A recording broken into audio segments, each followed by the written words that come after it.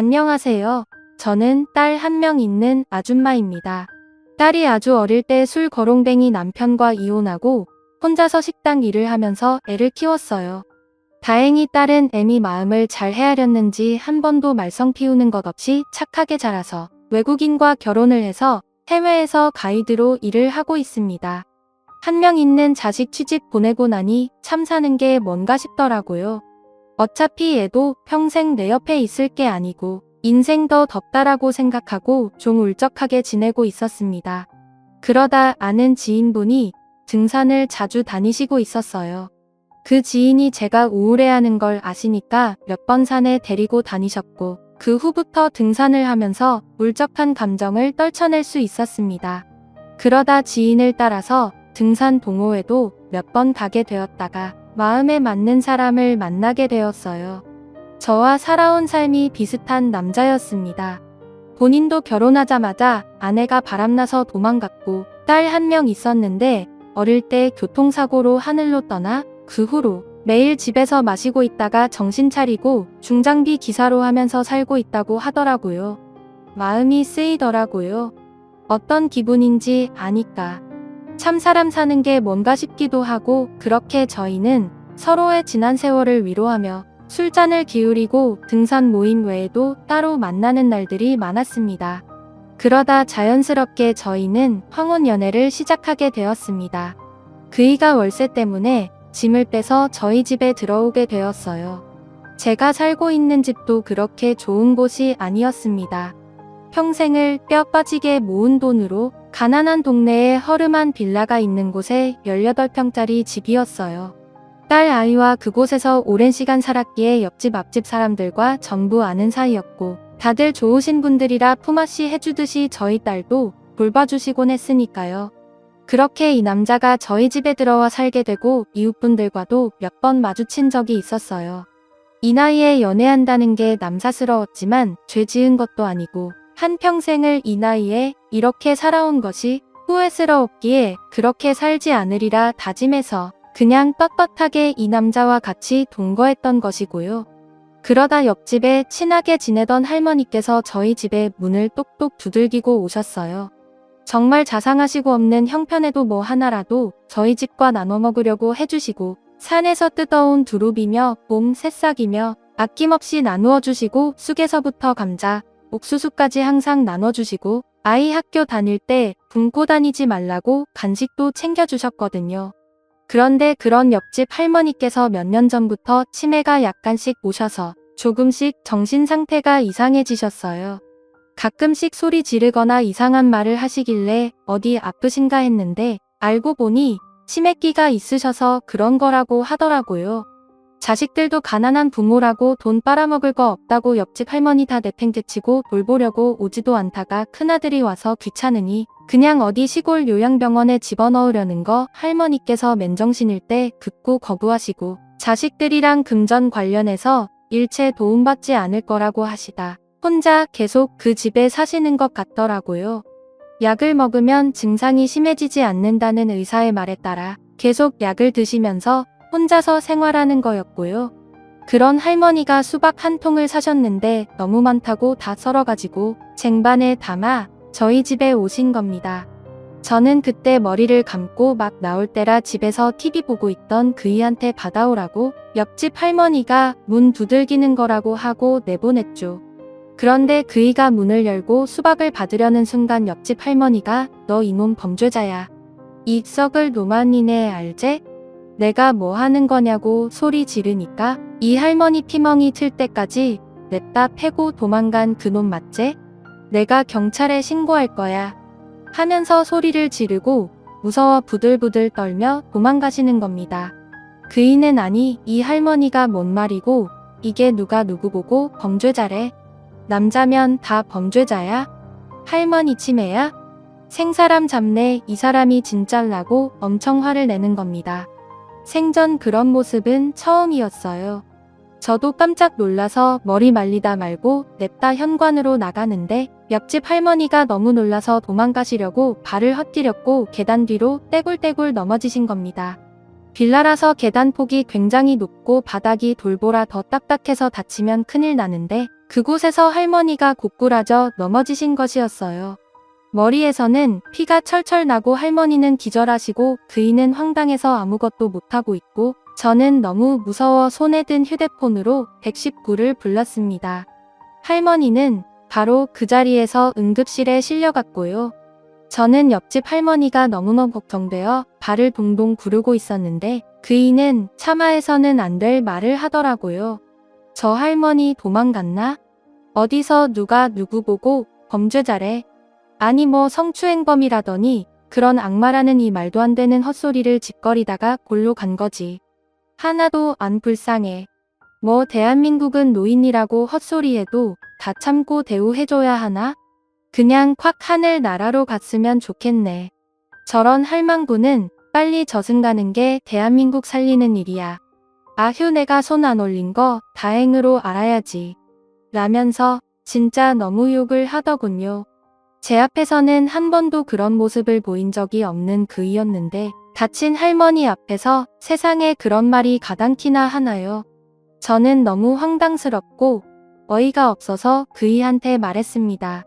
당신 왜 말을 그렇게 해? 지금 제정신이야?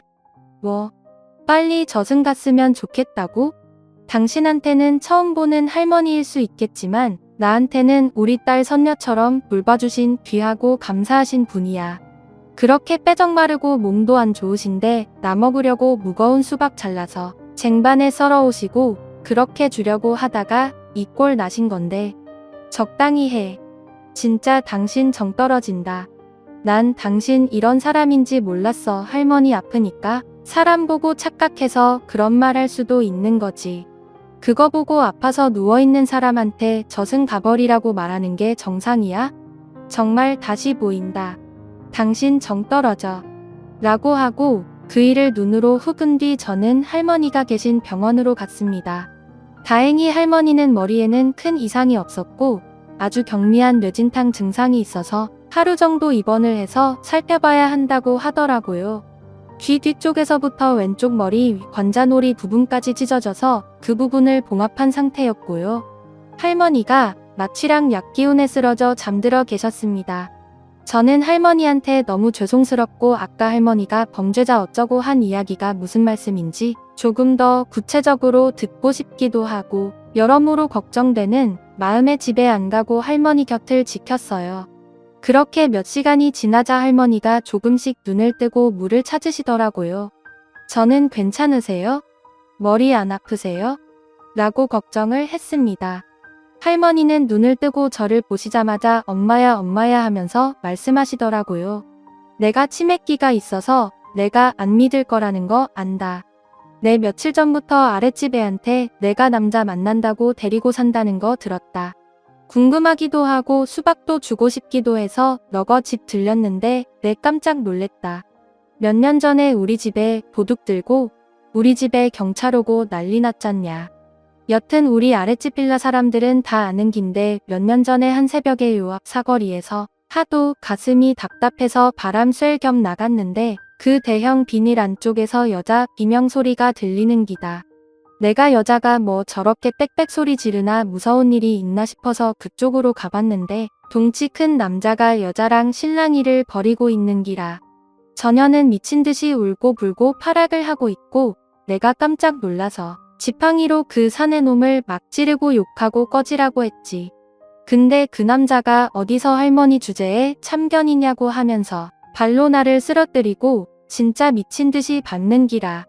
그때 내가 손등에 핏줄이 터져서 퉁퉁 붓고 입술도 찢어지고 눈도 붓고 말도 아니었다이가. 그때 내가 딸내미 먼 일 때문에 잠깐 집을 비워서 몰랐을 수도 있는데 그때 내가 그 처녀랑 같이 겨우 경찰서에 신고해서 그 남자 잡고 얼굴도 그때 똑똑히 보고 고소도 했다. 참 대한민국 법이 뭔지 몰라도 벌금형 받고 끝났다는데 그 처녀도 고소를 했는데 뭐 미수라서 그렇다고 하던데 어떻게 된 경우인지는 잘 모르겠고 여튼 내가 그날 이후로 덩치 큰 남자만 보면 무서워서 벌벌 떨고 길도 돌아서 간대이. 그날 이후로 밤중에 골목은 얼씨도 안 해. 근데 그 남자가 너고 집에 있는 기라. 그 남자가 내 애인이라는데 내가 안 놀라고 패기나. 심장이 쿵 내려앉고 식은 땀 삐질삐질 나면서 하늘이 노래지는데 그냥 그렇게 정신을 꼬부라진기라. 라고 하면서 이야기를 꺼내는 겁니다. 저는 깜짝 놀라서 그게 정말이냐고 착각하시는 거 아니냐고 정말 많이 수차례 물었죠. 믿겨지지 않는 상황이었기에 저는 바로 그 애한테 전화를 했습니다.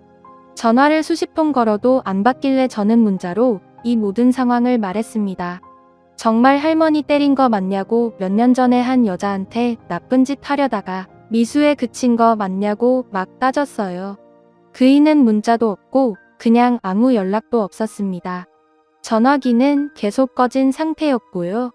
저는 할머니 태어날 때까지 옆에 있다가 모시고 같이 집에 들어갔어요.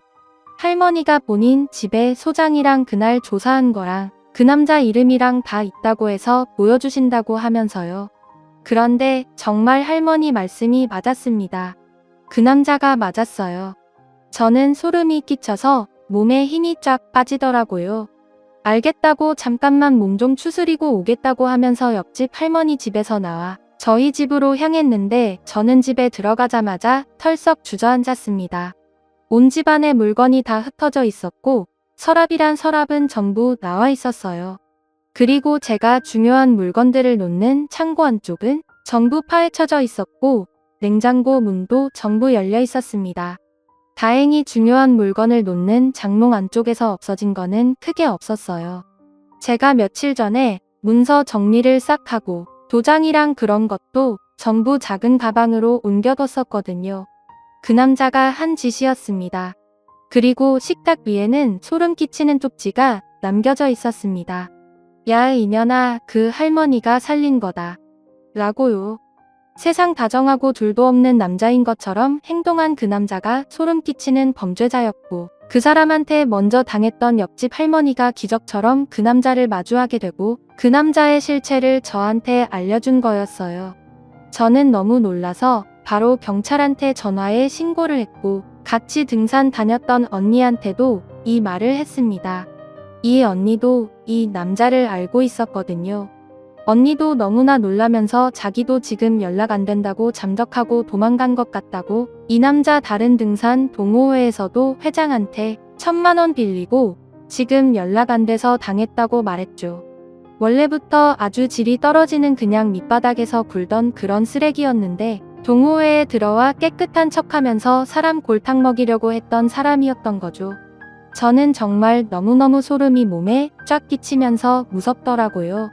경찰한테 신고했고 없어진 물건을 찾고 다시 돌아왔는데 그 사람은 또 그 사람을 찾고 다시 돌아왔어요. 저는 정말 너무너무 소름이 몸에 쫙 끼치면서 무섭더라고요. 경찰한테 신고했고 없어진 물건 몇 개 때문에 아직도 수사 중이지만 지금까지 잡히지 않았습니다. 나이는 64세이고 박문영이라는 이름을 쓰고 있는 남자예요. 고향은 충남입니다. 그리고 등산 동호회 쪽에서 자주 출몰하는 것 같습니다. 이 남자 지금 어디서 또 저 같은 순진한 사람한테 뒤통수 치고 그러는지 모르겠지만 여러분들 조심하세요. 저는 집 팔고 이사라도 가고 싶은데 워낙 낡은 집이라 집이 나가지도 않고 오랫동안 살아온 곳이기에 쉽사리 움직이기가 쉽지 않네요. 저는 정말 옆집 할머니가 없으셨다면 이 세상에 없었을 수도 있었겠구나 싶네요. 하여튼 여러분 조심하시고 세상에 이런 일도 있다는 것을 알려드리고 싶어서 이렇게 사연 보냈습니다. 읽어주셔서 정말 감사합니다. 다음 사연입니다. 늦둥이 동생을 내 딸이라고 의심하는 예비 신랑 20살 차이 늦둥이 동생이 있습니다. 부모님이 금술이 너무 좋은 나머지 태어난 아이입니다. 가정 모두 예뻐합니다. 막내 태어나고 부모님의 관심이 다 막내에게 쏠린 덕에 통금 없어져서 좋았고 엄마가 막내 임신한 이후 집안 사정이 정말 좋아져서 저희 집 목덩이로 불립니다. 부모님이 혹여나 저나 먼저 태어난 동생들이 이상한 오해를 받을까봐 절대 막내를 저희 특히 딸인 제게 안 맡기려고 하셨는데 몰래 데리고 놀아줄 만큼 막내 엄청 이쁩니다. 막내가 초등학교 고학년 사춘기가 빨리 오고 또래보다 큰 편이지만 제 눈에는 아직 아기라 예뻐합니다. 또 부모님보다 저를 더 닮아서 더 예뻐합니다. 결혼할 남자친구한테는 팔불출 소리 들을까봐 막내 얘기 일부러 잘 안 꺼냈습니다. 남자친구가 밥을 사주겠다고 해서 데리고 나간 적 딱 3번 있던 거 제외하고는 막내와 남자친구는 본 적이 없습니다. 상견례 때도 상대 집안과 쪽수 맞추느라 첫째 동생만 나갔고 둘째 동생과 막내는 집에 있었습니다. 근데 지난달서부터 부쩍 막내 얘기를 물어보르길래 묻는 족족 막내에 대한 거 잘 대답을 해줬는데 점점 질문이 이상해지는 게 쎄습니다. 생일, 혈액형, 왜 막내가 부모님보다 나를 더 닮았나, 막내랑 얼마나 사이가 좋나, 결혼하면 데리고 살 거냐 등등. 그때만 해도 내가 너무 이뻐한 티가 났나 싶어 질투 때문인 줄 알고 당연히 남편들 내가 우선이라고 다독이고 넘어갔는데 그게 아니라 저를 막내의 친엄마라 의심을 한 거였네요. 막내 생일이 하필 제가 대학교 아파서 휴학했을 때와 겹치는데 그저께부터 그거 가지고 아예 달달 볶습니다. 대학교 1학년 때 사귄 남자친구가 AB형인데 막내도 AB형이라 막내랑 느낌이 비슷하다는 말까지 서슴없이 합니다. 이것도 누가 저한테 남자친구 집에서 제 뒷조사하는 거 귀뜸해져서 알고 따지니까 처음에만 미안하다 빌다가 지금은 당당하게 나오는 겁니다. 산부인과 진단서 뗄까? 유전자 검사하자고 오히려 제가 날뛰니까 왜 더 의심되게 날뛰냐 하고 억울해 미치겠습니다. 아예 확신을 합니다. 저희 부모님한테 말씀을 드리니까 헤어지라고 하는데 찔려서 그러는 줄 알고 더 콧대 높이네요. 저보고 과거 있는 여자 막내 보고 AB 없는 애 거침없이 내뱉습니다. 혹시 몰라 남자친구와 합의하에 녹음을 했는데 이거 고소될지 알아보고 있습니다. 제가 막내 입범만 했지 소소한 용돈 제외하고 돈으로 책임진 적 일절 없고 앞으로도 그럴 예정입니다. 부모님도 노후 대비가 다 철저하시고 막내 장래까지 문제없습니다. 제가 볼 때는 남자친구가 헤어지려고 작정하고 쇼한 것 같습니다. 여자 생겨서 저런 아쉽고 저도 똑같이 남자친구 뒷조사하고 싶은 심정입니다. 당연히 헤어질 거고 더러워서 보기 싫지만 이왕 헤어지는 거 한판 없고 헤어지고 싶은데 어떻게 조질까요? 추가입니다. 우선 남친으로서 당연한 의심이다라는 말, 네 사실 누가 봐도 막내와 제가 자매로 보이진 않습니다. 저뿐만 아니라 첫째 동생도 막내 데리고 나가면 딸이냐는 오해를 많이 받습니다. 의심할 수 있다 까지는 저의 가족도 압니다. 그치만 제가 남자친구 용서 안 되는 이유, 일단 저희 집 가정사를 알면 결코 의심할 수가 없기 때문입니다. 아직 떠올리기 너무 아픈 기억인데 사실 둘째 동생과 막내 사이에 동생 하나가 더 있었습니다. 막내 태어나기 전까지 그 아이가 저희 집 막내였습니다. 예고도 없이 그 아이가 하늘로 먼저 떠났고 저희 가족 전부 다 제정신 아닌 상태로 지냈습니다.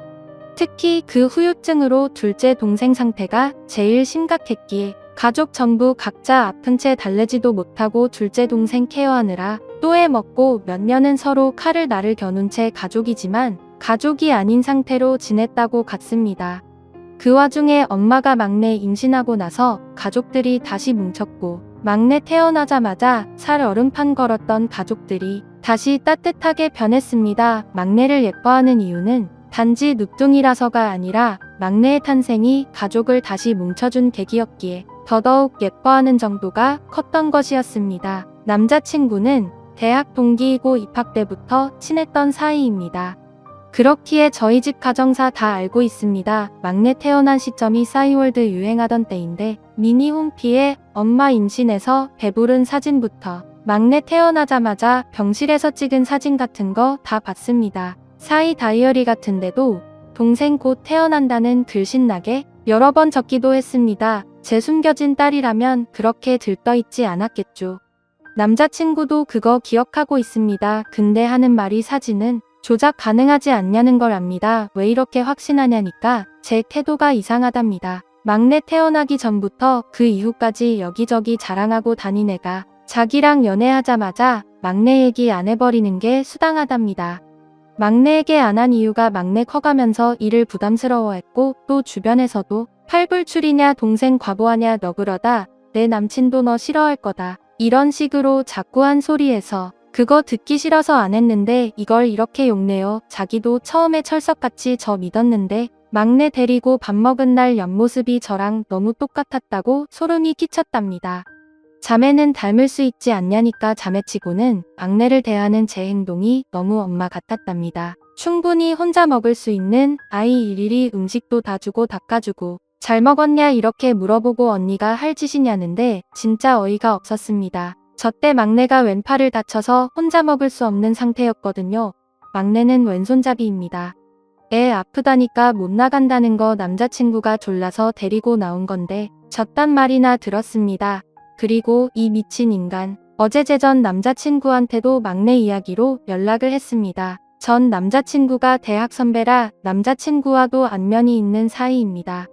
막내 태어난 시점이 전 남자친구 사귀던 때고 당시 전 남자친구한테 막내 얘기를 매일 자랑해서 전 남자친구도 막내가 제 동생인 거 매우 잘 알고 있습니다. 뜬금없이 막내가 그쪽 딸인 거 아냐고 남자친구가 난리를 피우니까 전 남자친구도 어이없어 하고 심지어 이 사람은 결혼해서 애도 있습니다. 저한테 전화해서 막내가 왜 니랑 내 딸이냐고 그 사람조차 헛웃음 짓는데 뭐라 할 말이 없었습니다. 왜 이렇게 된 걸까요? 사진 같은 정황 증거는 정말 보여줄 만큼 보여줬는데 조작했을 거라 믿지도 않고 유전자 검사나 병원 기록 떼보자니까 이상하게 그것까지 할 필요는 없다고 주저를 하네요. 제 말이 믿기 싫은 건가요? 이미 너무 확고해서 일단 월요일에 유전자 검사하기로 하고 막내 태어난 병원에서 기록도 떼보려고요. 제가 해오면 안 믿을 테니 남자친구한테 제 머리카락, 엄마 머리카락, 막내 머리카락 보는 데서 다 뽑고 다 주려고 합니다. 저보다도 부모님이 복장 터져 하십니다. 엄마가 왜 저런 정신 나간 놈 상대하냐는 거 제가 내 누명은 풀고 끝내겠다니까 결국 수긍을 하셨습니다. 너무 웃기기만 하네요. 모든 게 주변에 말했을 거란 생각도 강하게 듭니다. 애초에 저한테 남친이 제 뒷조사한다고 알려준 게 대학 쪽 사람이었으니까요. 그간 폭언했던 것들 다 녹음되어 있고 검사 결과 나오면 저는 다 엎을 생각입니다. 법으로 조질까 아니면 내가 고소당한다고 하더라도 공개적으로 망신을 줄까 별별 생각을 다 합니다. 사람이 열받으면 뒷목 잡고 쓰러진다는 드라마 장면이 괜히 있는 게 아니었네요. 진짜 뒷목이 뜨겁고 뒤통수가 얼얼합니다. 농담이 아니라 정말 쓰러질 것 같습니다. 지금까지 제 사연을 읽어주셔서 감사합니다.